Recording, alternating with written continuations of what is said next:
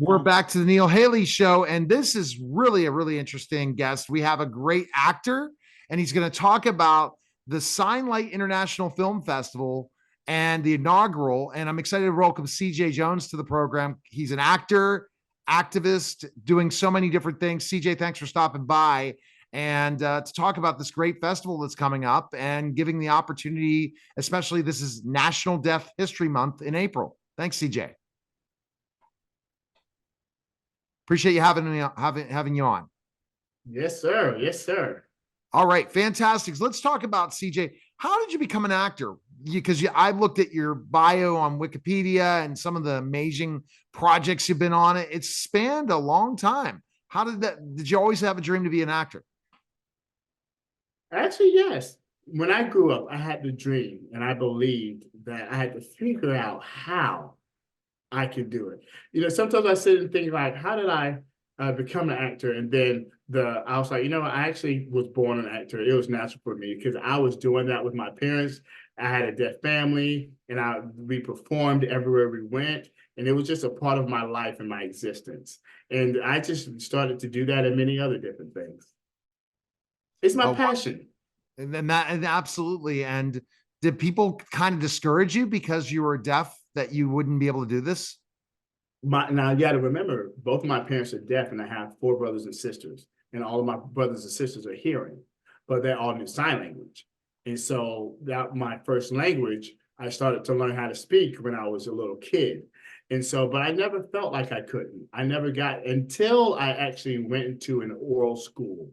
They tell me no, no, no, no, that I can't do a lot of stuff, a lot of criticism and a lot of oppression in that experience.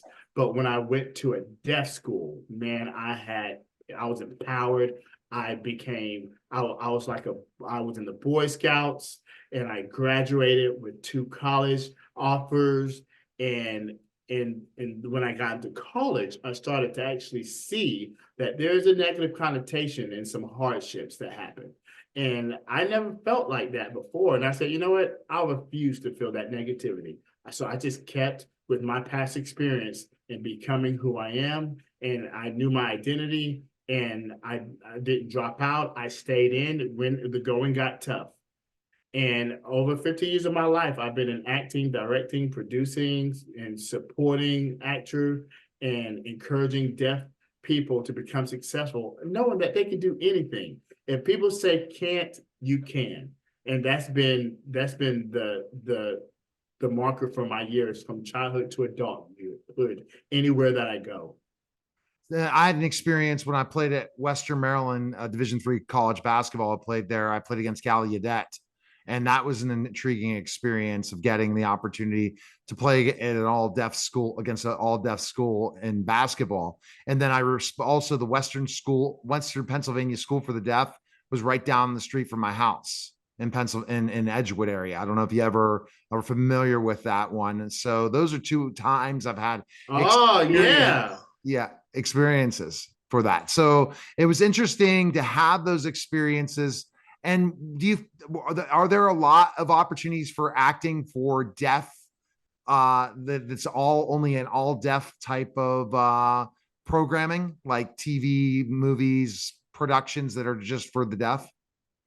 Yeah, I actually wanted to mention before when you said, you were at West Pennsylvania College. I used to actually teach drama there, and I performed there. It was a one-man show I would do every so often. So I kind of have a connection there. And then The School formerly for Deaf. Yeah. Oh, cool. yeah, man. Yeah. And also, I went to Gallaudet for a short time, and then I moved to the National Technical School for the Deaf Institute in Rochester. And guess what, man? I was there, and I was an honorary doctorate. I had an honorary doctorate degree from Gallaudet University because of my many years of advocacy and performance success.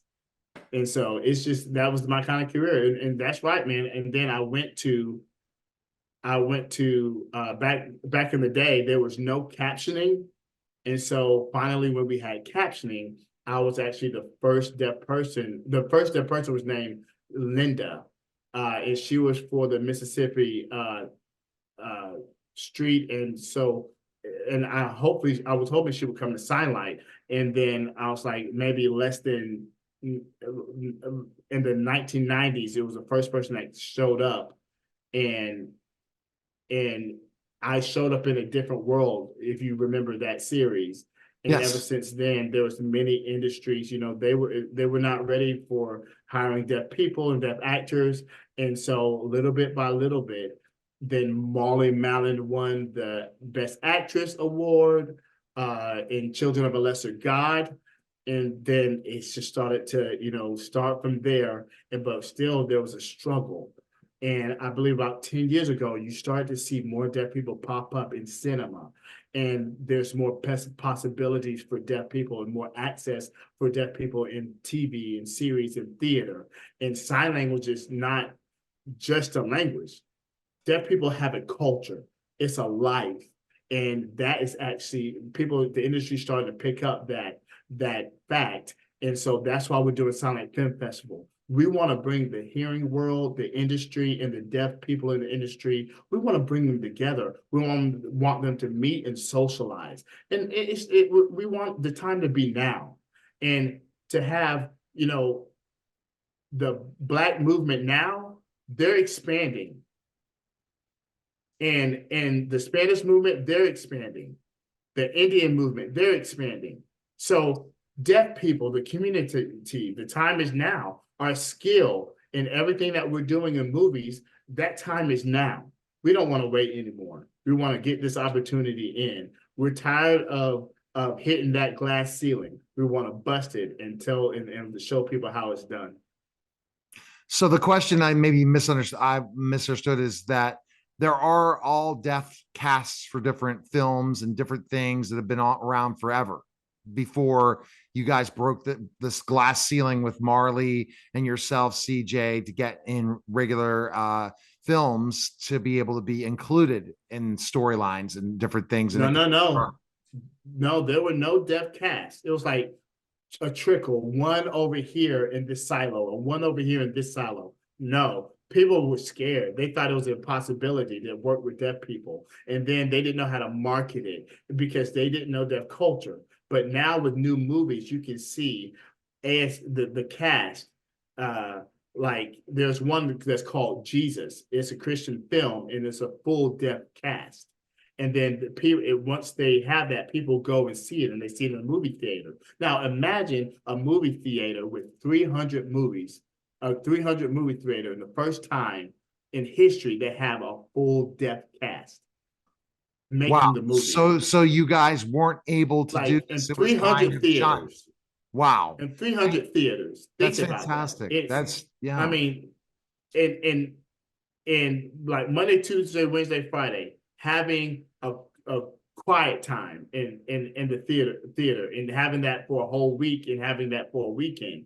And now I see that people are seeing that as possible. So we're getting the word out there. Any movie in a theater, it doesn't, I mean, of course we need to have access. You have to have access to captioning and access to voicers and if it's hearing or deaf, so hearing and deaf people can sit there and watch and enjoy and be happy in the same theater. Now, when you bring up all these different points, so before that happened, you guys never were able to, like at Gallaudet or other places, all act together in different types of projects before the whole glass ceiling with Marley and stuff, where really acting was not on your list? Gallaudet is more it's an educational college. It's a university. It's not they have theater and stuff like that, but there's not, I mean, they don't make movies and stuff like that. That's a college. So they don't have stuff like that there. So that's why I'm partnering with hearing institutions with Signlight to actually build those programs and to actually get the directors, the deaf directors and deaf film producers, and to actually grow that span. And I want to emphasize to you, for deaf people to be fully deaf cast in a movie, that is so possible. They have their own films, they have their own productions, and they go to deaf film festivals. They have that. but it's not, but the whole collective world has no idea. We went through 195 films Wow. from 43 countries that are included Ukraine, that's included other, my mind was blown when I saw the film from Ukraine. They Wow. have a British film, it's a TV show. They have deaf producers, they have deaf, funding it. The BBC as well. They support it, and it has just blown up. And so we're not just talking about that one isolated place. They have places that have their own TV shows, and they support the government, and the government support it, but we don't have a lot of that stuff here. The reason why is because we're just caption based. We think, oh, if the caption's there, then we don't have to, raise the money to have their own, mechanism of how they work. But yeah. Wow. It's listening to you talk about this and breaking ground, CJ, you have a lot of experiences of acting on camera. What made you want to go off camera and be more of a production type person, producing and creating new shows and being and really being an advocate for the deaf community for acting? Someone needs to tell the stories, man. We have a community, and we're rich with stories. There's stories that you wouldn't even dream of. If you knew the stories, the way it would impact you, you're like, my God, I didn't even know deaf went through that, or they could be successful that way. We want people, we don't want people to just look at us as they're just looking at our ears. We want them to actually see our hearts, to see our minds, to see our passion, to know that the struggles that hearing people share, deaf people share them too. How we have to, go through stuff and survive and thrive. That happens. And that's just our world, period.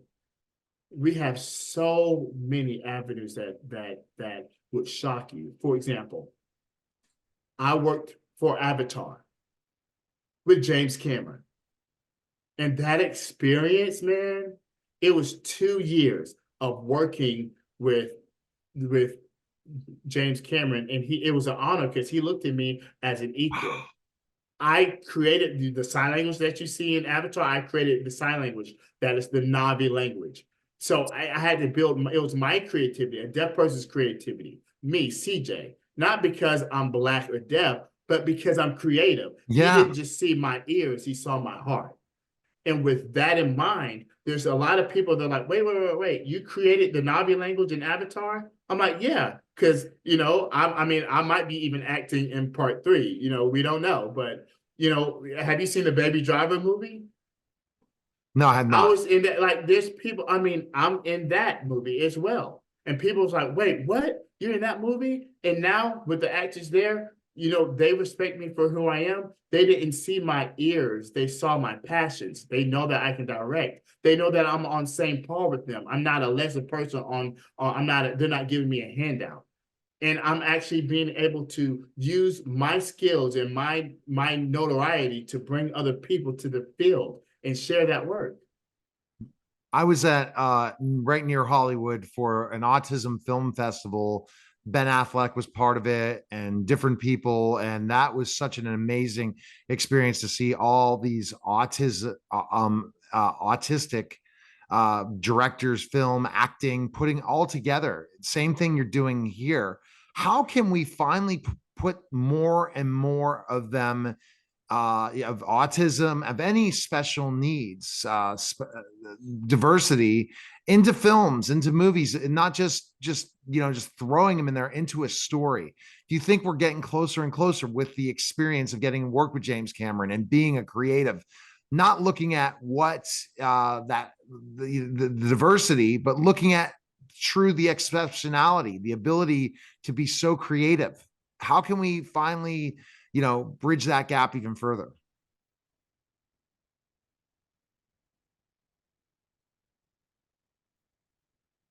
That is honestly a great question. Whew. With many years of experience, I see the industry and how they match with different people. DEIA, diversity, equity, inclusion, and accessibility. The industry is starting to pick up the consciousness of, wait a minute, we need to get people that actually represent the roles that we play. Autism, we call it exceptional minds. And we can hire exceptional minds to edit, like Marvel, DC, animations. They can have contracts with them. That's the beginning. That's how we start, right there. Now, for accessibility, when it comes to animation, there's people that are interested in developing the work together with people in the industry, and they hire deaf actors to actually develop those sign languages. So Wow. it's called building a bridge. Like, you take each person with their experience and their passions and their stories, and you connect them all together, and that connection becomes the engine that starts the train moving.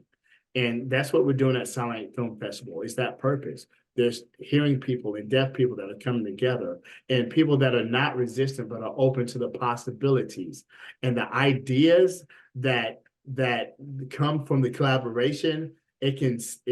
I set up Sign Light Studios and Sign World Studios to actually partner with the industry to guide them along the way on that path, so they have a point of contact and they can actually bring more people. When it comes to streaming, we're leading in streaming. Why? Because we're starting to stream related to deaf people and other people in different spectrums of life.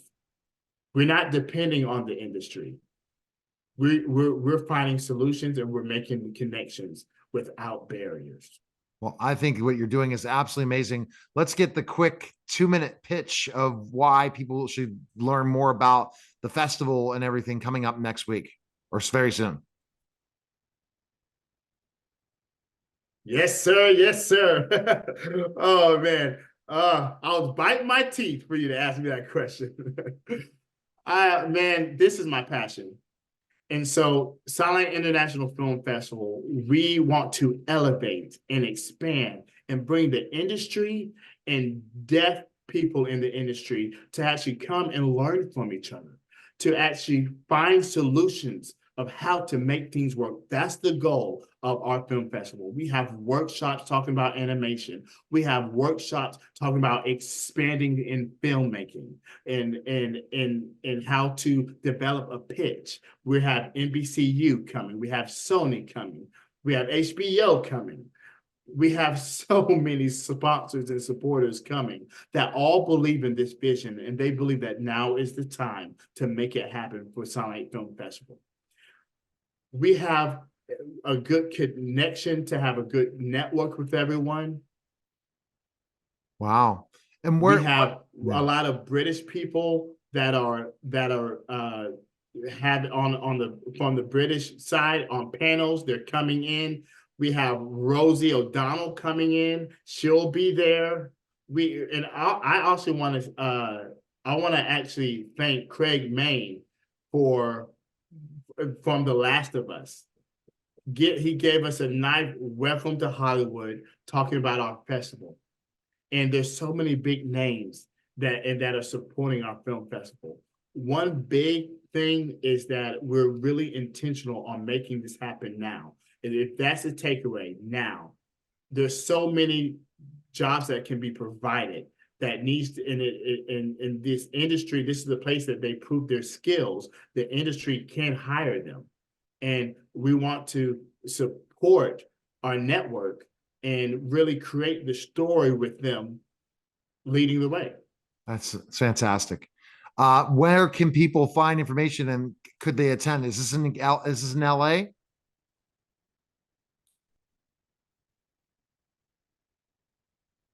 It's going to be at Pacific Design Center. It's going to be April 16th through the 20th. It's going to be in West Hollywood, a little bit close to Beverly Hills. Oh. So it's going to be in a fancy area. Beautiful, beautiful place, the Pacific Design Center. center. It has that rich, excellent taste. And the website is www.signlightff.org. Signlightff.org. Signlightff.org is where you find that information. All right. We appreciate it. Thanks again, CJ. Oh man, it's my pleasure. And one more thing I want to add. I want to honor you and thank you for providing this space to have this interview. You've been so cool. You're great on the radio, and I want to just congratulate you for your success and for your future exciting interviews in the future. And I just want, man, maybe you might have two. Maybe you might be growing, and I just want to keep in contact with you, and so we can build that bridge together with the deaf and hard of hearing communities, because we have so many people with so many passions out there, and they can join us and make this dream come true for all of us, not just for us, but for all of us. Fantastic. And we have that accessibility. Thank you. Thank you. All right. You're listening and watching the Neil Haley Show, and we'll be back in just a moment.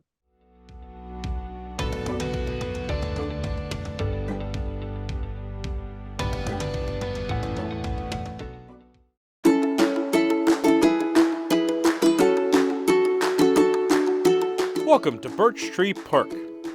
Accessible by a lush green walking path, Birch Tree Park sits on 3/4 of an acre on Ashland Drive. It's one of Bethel Park's many neighborhood parks, with each having its own set of unique characteristics. Visitors will find Birch Tree Park to have a lot of green space to enjoy while picnicking at the pavilion, playing a game of basketball on the 1/2 court, or watching their children play on the recently updated playground equipment. The basketball court also features hopscotch, and the playground equipment, selected by area residents, includes a 3-seater spring toy, a swing set, and many different sliding and climbing structures for the kids. So be sure to stop by and visit Birch Tree Park, another Bethel Park hidden gem.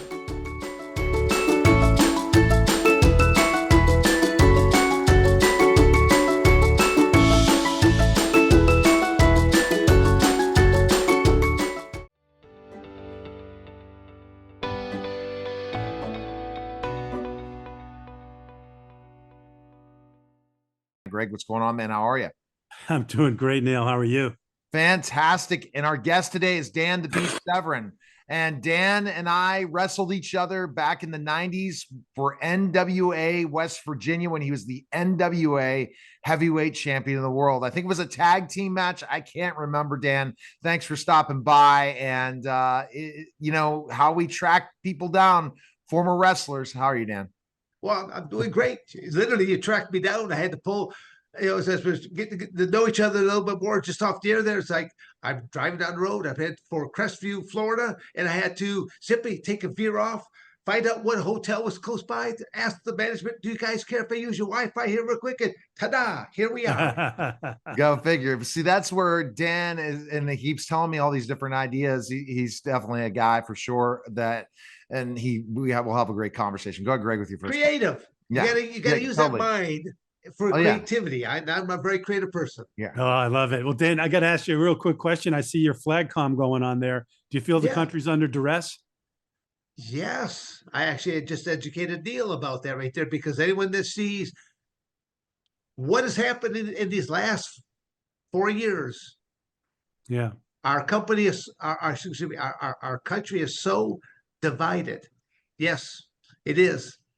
So I've had a lot of people ask me, I said, well, obviously you don't know your history if you don't understand why an upside down flag. Yeah, that's right. Well, good for you. I appreciate you doing that. Dan, did you always want to be a wrestler? No. I've done so many other things. I enjoyed athletics is what I did. I enjoyed athletics. My first love was actually football. I love football, and through high school, stuff like that. And even upon graduation, I actually had a number of different college offers to go and play football. But I kind of got discouraged through high school because we had all the potential on paper to be a very good team, but you had to rely on everyone to do their job. You had to do their tackles, to do their blocks, and things of that nature. And I was like a one-man wrecking machine. anything that was anything close to me. Oh, I'm gonna plug that hole, or I'm gonna tackle this guy, or I'm gonna make that great block. But I chose the sport of wrestling because the definition of what wrestling is, it's a team sport based upon individual performances. The team can lose and I can still go on. So I chose that. And that's the way I still do life today because, a lot of people go, I'd like to go hang out with you. I go, you can't hang with me. I said, don't let this gray hair fool you. Don't let that gray mustache fool you. You try to do what I do on a daily basis. You'll fold like a cheap deck of cards. Yeah, Now you're talking about that following you with a camera. If you go into a bar when they know you are a UFC champion, you're a pro wrestler, how many people try to pick a fight with you at a bar? But okay, first off, they would not see me in a bar. Okay. I mean, again, I have done different appearances at sports bars. So again, the combination of restaurant and a bar, stuff like that. And I even learned real quickly that do those earlier in the evening, not later in the evening, because if you do them later in the evening, some of the patrons have been there for a while now and partaken of one too many barley pops, and they start to get a little bit bolder with you. They start realizing because they'll see your signature like, gee, you write like a girl. What? Because it's cursive and you actually and it's legible. Sometimes I have to watch out using big words, multi-syllable words when I'm at the sports bars, like legible and stuff like that. Like, what did you say something derogatory? Yeah, it's I just go to sports bars much earlier, and those are fewer further in between. I have so many other things that I do that I enjoy what I do, and I could cherry pick now. That's great. Football, that's cool. Sports, I love that. Oh, But how did you get involved in MMA? Football is action packed, bash, bang, boom. Yeah. I mean, every 30 seconds something's happened. Yes. So how did you get involved in the MMA? MMA that all came about just due to a bad situation. Again, I have a degree from Arizona State University in the industrial arts. I was basically almost competed with a master's program before I left there and took a job at Michigan State. I was coaching at Arizona State as assistant wrestling coach alongside Bobby Douglas. Bobby Douglas was actually the very first Black head coach of any sport. So I want to back up here because we have a divided country now. I want people to understand right now. Like Dan Severn was the first assistant wrestling coach to the very first Black head wrestling coach of any sport. Because I've put some posts out there at different sites that people are going, oh, dude, you're racist.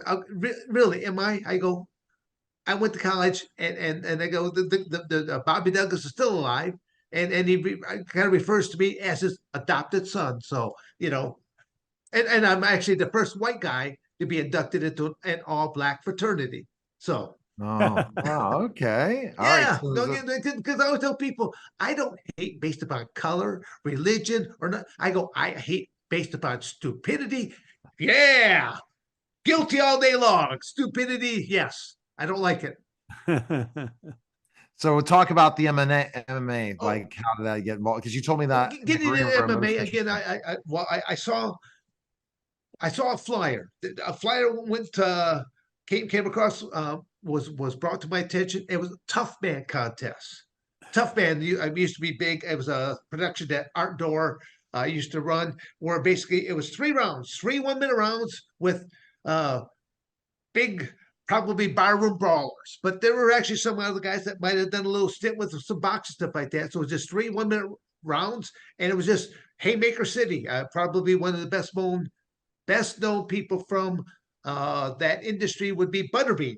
He came out of that to where he became in boxing one of the premier 4-rounders, knocking out quite a few different people. I actually met Butterbean at that event there as well. So I jumped into this tough man contest. It's a 2-day event. It's a Friday night. It's a Saturday night. Friday night you just do one fight, and there's only 2 weight classes, 190 and under, and then anything over. Well, I was in that anything over category. And so, some guys actually had boxing trunks and stuff like this. I show up wearing a pair of amateur wrestling shoes, which kind of look like boxing shoes, Yeah. and an amateur wrestling singlet. And I realized my hair is jet black back then, black mustache. And I mean, I look like probably John L. Sullivan out there. I didn't know how to hold my hands. I had never had a pair of boxing gloves on before. And this big guy, as soon as the referee starts that first match, he's throwing these haymakers at me. I'm like, I just hit him with both gloves. The only part I need to back up on is I watched them setting up the ring, and I realized they're setting up a professional wrestling ring. I had already started training with Al Snow, the professional wrestler Al Really? Snow, with Head. I'd been going over to Lima, Ohio, been training with him, and I already knew the dynamics of a professional wrestling ring. So the tough man contest was in this professional ring. I hit him with both gloves, and we're going for dead center of the ring ropes. And I know what's about to happen. The rubber band effect is going to take place. I shoot him on in as we hit the ropes. I hear the wah. I'm thinking, and as I start to come right back in, I wrap my arms around his body and I threw him in a belly to belly, launching him. And he hits that canvas, tears off about half of his face. The crowd erupts because they had never seen something like this. They're going absolutely ape shit in the process. And I think I'm about to be disqualified because I didn't do nothing that even resembled boxing. And I looked and Art Dorr jumps on up, and he looks like Wolfman Jack. He's got all the silver hair back. He's got the silver beard, and he's got the suit on, stuff like this. He hears the roar of the crowd. He looks up at me. I look down at him. He's like, "Well, throw him again. I can do this." Oh, wow. And That so was, then again, that led to MMA. Yeah, again, I went through that, and then it came to my attention. Someone sent me an old VHS tape. Again, it was new then, but they sent me a VHS tape about this thing called the Ultimate Fighting Championship. The first three things had already taken place. People, because they got to educate people. The Wi-Fi, the internet was not all that great. When you look at back around that 1992, 1993 time period, the UFC basically started December 1993. I didn't really know about it until sometime in 1994. I was trying to get into UFC number 3. They had already had their quota filled. So UFC number 4. You gotta realize we're up to UFC number 300. They just had their biggest event, big 300. And I found out about it. And I was able to get into UFC number 4.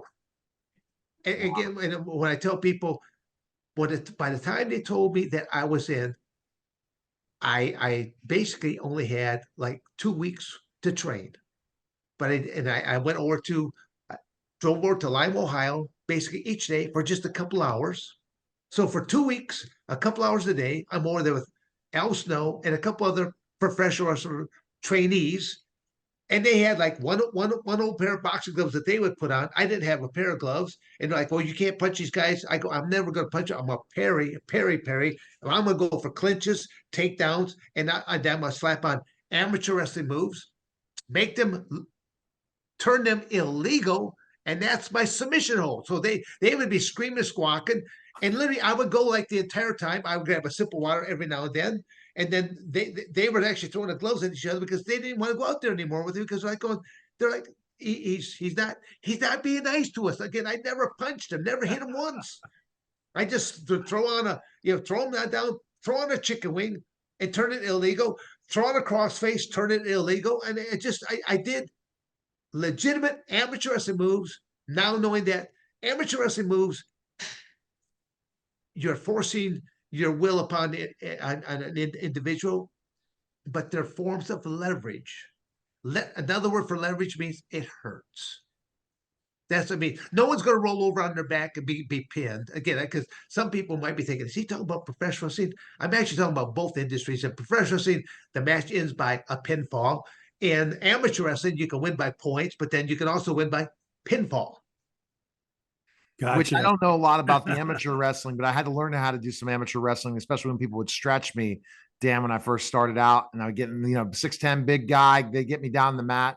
The headbangers did that to me, the spiders. and a couple when they worked as the Spiders, and we worked out at Burt Prentice's, and Well- before they were the Headbangers, and then they stretched the heck out of me.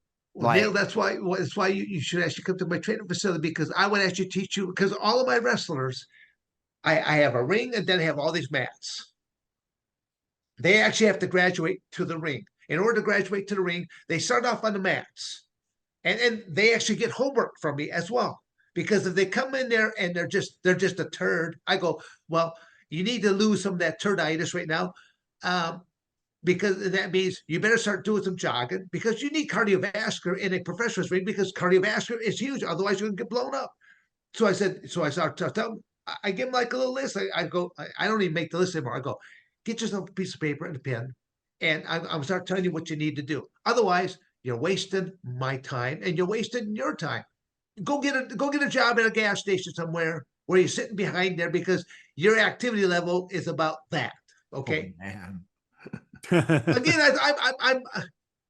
I'm brutally blunt and honest. I discourage a lot of people. Was I not discouraging you even before we got on the air? Yes. Okay, again, because but if you have, I always tell people, if you have a legitimate job and you're doing this on the side, okay. But I always tell people that you don't ever invest all your heart and soul into professional wrestling, because there is no retirement plan with professional wrestling. Are you going to be smart enough and savvy enough to salt some money away for that rainy day, because that rainy day is going to happen, or that day, and there are no health benefits in professional wrestling? Are there? No. Do you know why, Neil?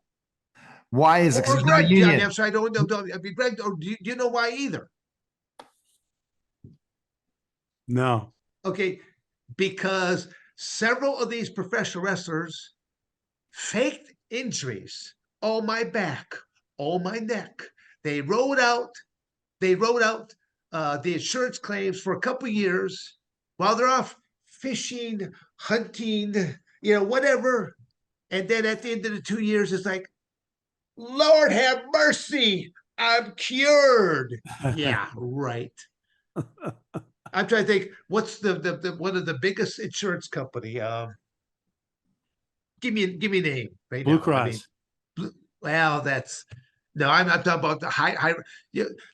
There are some insurance companies that they will underwrite a tanker full of oil going through enemy territory. They will underwrite that ship and the contents before they will ever underwrite a professional wrestler. That's what I'm telling you. That's because they have better chances of getting that through than the claims that come out. Wow.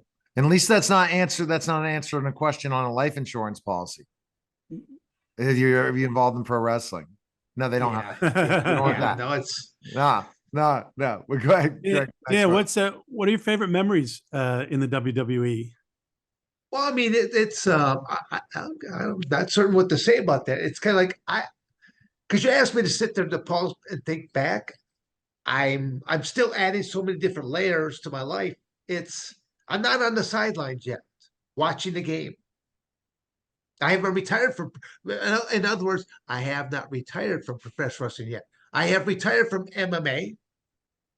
And what you gotta realize there, Greg, is I'm a 65-year-old man. I'm not your average 65-year-old man. And what I was telling Neil before we got on the air is I'm also lifetime chemical free. You find someone in professional wrestling that can make that claim. You find someone in the MMA world that can make that claim. Because even in their off seasons, a lot of these guys tend to dabble just a wee bit. That you're definitely different in those ways. Like when you talked about WWE, how did they approach you in pro wrestling? Because again, you got trained by Al Snow. Didn't know that. When you were getting trained by Al, I was getting trained by Charlie Fulton. I think almost the same time. I don't know what year were you getting trained by Al? Well, again, this all came around by 1992, because that's when my life got turned upside down, and I just started, and I had to go after things. So I aggressively went after professional things. I only trained for just a few weeks with Al, and I realized I'm not getting enough training. I need to get matches and stuff like that real quickly. I went down probably after my second or third week of just doing some training with Al, because it's only getting trained a couple days a week. I went down with my tape measure and my clipboard. I took tape measure, stuff like that, and I built my own ring. Oh my. So you were almost like a semi kind of a backyarder in a way by Well, building. no, yeah, but again, I have a 10,000 square foot training facility. I bought my property, stuff like that, in Coldwater, Michigan, for my love of amateur wrestling. I already started um, to develop and this big monstrosity of a building. It was just a big pole barn. That's all it was. And I just, and it had several different rooms to it. And I just basically started to turn one room into throwing out a wrestling mat onto it. And then I put it into a ring. It just, with each passing year, I just added more elements to it that when you look to it now, it's kind of going, wow, wow, wow. I mean, it's just like the never ending type of a building. And That's again, cool. way ahead of its time. Because I have a commercial kitchen in there. I have two dormitories in there that's capable of holding 9 bunk beds in one end, 9 bunk beds in the other end. So again, No. but my whole aspect was I had been to the different amateur wrestling camps, and these were the things I go, well, I need to design it kind of like this because these are my memories from being at amateur wrestling camps and stuff like that. It's kind of a Spartan military type fashion, and then literally I ran it much like a military type camp. I kept the rules all up on the wall that the different guys, because I would throw a weekend training camp here or there. And when these weekend warriors, they had their other rules, how they had to keep their beds made and stuff like that. Because if people were coming in to take a view of the place, I don't want to see jock straps hanging up and laying all over the place. I want they had to make their beds. Probably the first time ever that a man is telling them to make their beds. So it's like military, and it was. I go if you don't have, you got to have yourself squared away, and if you don't, it's not going to work. I mean, normally I would hold up. I literally live out of a planner.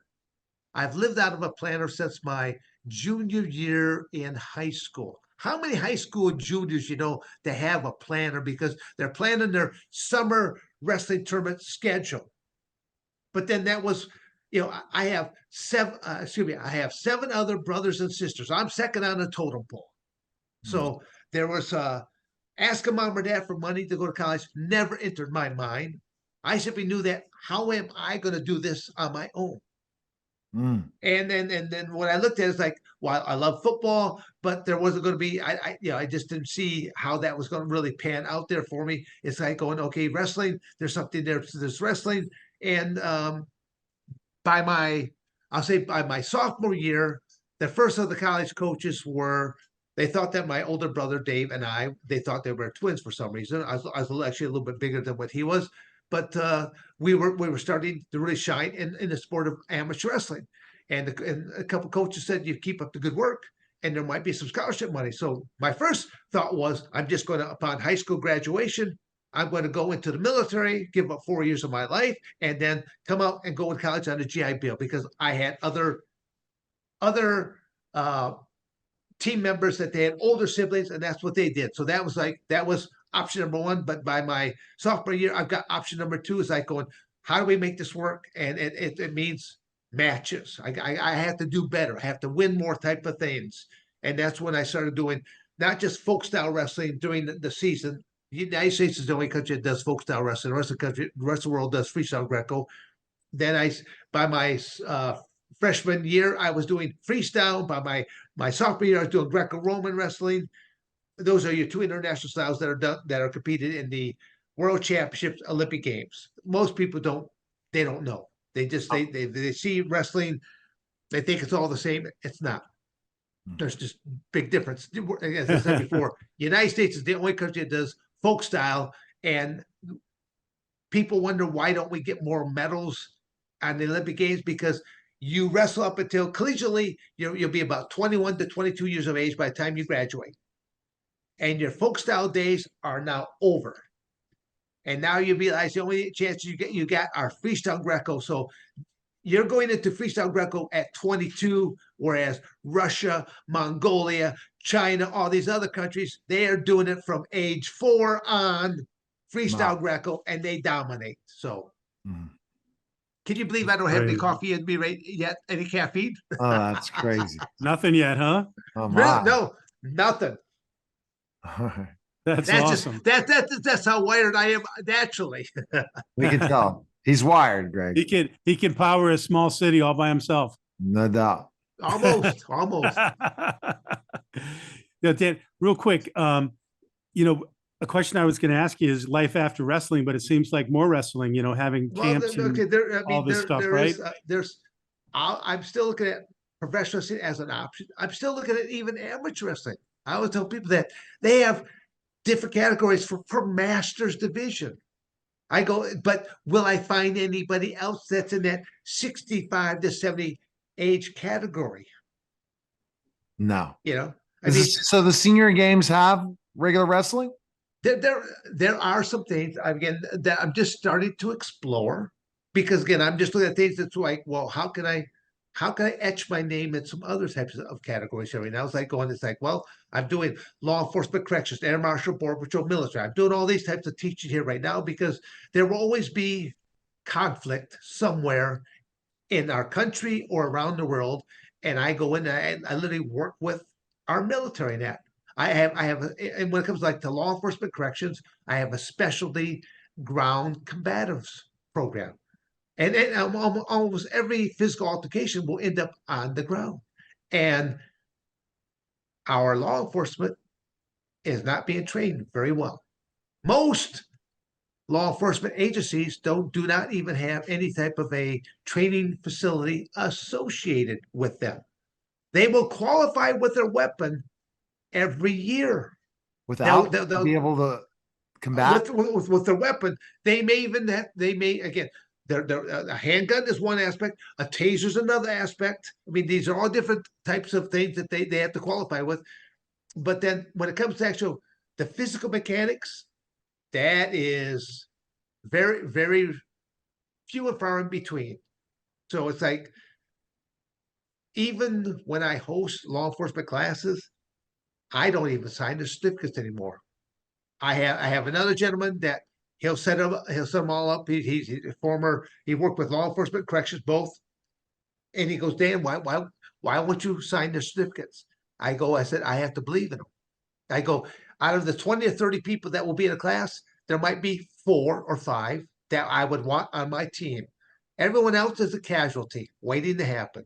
Oh my gosh. When you see a guy that shows up and he's 400 pounds, what's he going to do physically? There's not going to be no foot pursuit. I'm not trying to beat people up here right now, but okay, what I tell in the United States, there used to be a bar, and it seems like that bar, instead of being raised, is being lowered. And I won't do it. Like this coming weekend, I have to. The host, he wanted me to do. He goes, Dan, would you be willing to do a private instruction? I go, well, what do you mean? He says, a lot of guys, they know you're a unique kind of commodity, and they like the seminars that you teach. He says, would you be willing to do a side project to where each year that you come on in here, you take them for just a couple hour block, and this is whatever. And see what I put the most basic foundation is you have to be in shape. So I actually have almost like, I put together almost a 45-minute PT type of thing. Wow. Okay. Knowing that I will probably have 50% or more washout rate. Okay. Because I look at people, well, again, I should say, I look at this almost like military. When you look at the more elite, sure, you got standard Army, you got standard Navy, but then you have the Navy SEAL. Then you you have the Green Beret. I mean, you got different categories that you could go up on. Totally. It's like I want to raise the bar. I don't want to be the You're standard. definitely you're raising the bar. Now, Greg Yes. has a question for you. This is what he asks all celebrities. Go ahead, Greg, with this Yeah. question. Go ahead. All right, Dan, man, it's been a pleasure, and you got me exhausted. You're so energetic. It's awesome. I want to get my Dan fix every morning to pump up my day. Again, I do have a lot of men that do follow me because it's like I have no problem identifying as a male. I There know you what I go. know what gender I am. I know when I wake up, I'm not confused. Yeah. I'm not delusionary. I know Yep. exactly what I am. Not a And kangaroo, I'll you're tell not a people squirrel. Yep. if people need me to tell them what they are, You will. Okay. I'm right there. Okay, Awesome. so Greg, ask me the question. All right, Dan, here we go. Tell me, Dan, what do you feel is the most important thing in life you've ever learned? The most important thing. Well, I don't know if I can answer that one. I'm gonna have to ponder that question here just a little bit. What's the most important thing? Well, again, the first thing that comes to my mind is that I learned is simply to try. I'll put it like that, to try, because too many people simply throw in the towel. Hmm. They don't put forth the effort. So simply to try and to attempt something, but then I'm a bonehead that even if I fail, I will probably try and try and try again. But again, I'm not going to repeat the cycle, because if you do the same thing over and over again, that's the definition of being insane. So again, you have to try different aspects. Again, you have to use the thing in between the ears called the brain and try different aspects. It's kind of Wow. like, the people have asked me one of the questions. I thought the question was going to be, says, what do you want to be remembered for? See, and that's where, and I go, what I want written down on my tombstone is, he made a difference, and I do. Whether that's, you may not like me when it's all done over, but I was bluntly honest there with you. That's great. I'm okay. When's the last here? I'm going from one last little tangent, little rant here, real quick. When's the last time you heard about the Presidential Physical Fitness Awards? Been a while. Schwarzenegger. It used to Right. be. Yes, Arnold Schwarzenegger Arnold. was the head of that. This was back in the 70s when this was big. This was in the junior high, that you had to do a little shuttle run. You had to do this, a couple, so many push-ups, so many jumping jacks, all within certain time frames. When's the last time you heard about the Presidential Physical Fitness Awards? Long time. Decades, Yeah. couple decades, easily. And what is the state of our children in right now? What would you say when you see our kids of today in the United States? What is their health? If you're going to give an A, B, C, D, or E, I give a C. yeah, C minus, probably more like a D plus at best. Okay. All right. Again, I have a teaching degree from Arizona State. I'm like when I'm in my two different counties, because I live in Michigan part-time and I live in Arizona part-time. I'm the number one sub that they were calling in, knowing that I will come in there and whatever class they kept giving me these gym classes. The very first time I went into that gym class, I got my clipboard, my whistle, and I'm coming in there, and there's like two different classes in there. I don't know whose class is whose, but I just pull out the whistle, hit out three quick blasts off that real quick. I go, I'm Mr. Severin here today. I'm substitute teacher for whoever it was, Mr. Smith. I go, whoever's part of Mr. Smith's coaching class right now, get your butt over here right now. I'm taking roll here right now. And I see people moving there slowly. I'm like, chop, my little pork chops, get over here. Okay. All right. Well, Dan, we are running out of time. We get 52 parts to it. I at least can reach out to you anytime. You'll stop off the road and come on the show. Best place to find info on you, Dan. Where can we go? Go to either danseverin.com or simply just have my email address, dan@danseverin.com. I can't make it more easier than for you. DANSEVERN, danseverin.com. Be the best place to find me at. Appreciate it, Dan. Thanks Thanks, again. Dan. All right. Yeah, That man. was a special Later. simulcast of the Neil Haley Show and celebrity interviews live from the Grotto. Greg Hanna, guys. Take care.